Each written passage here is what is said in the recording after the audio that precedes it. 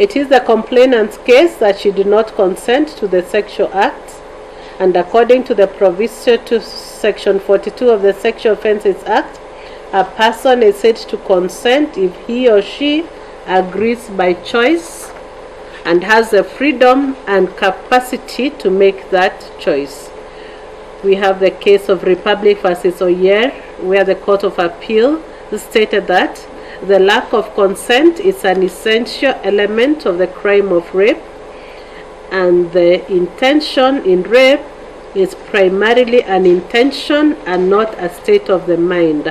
And therefore the conclusion is the accused person is acquitted in counts number 1, that is rape. It was the employment,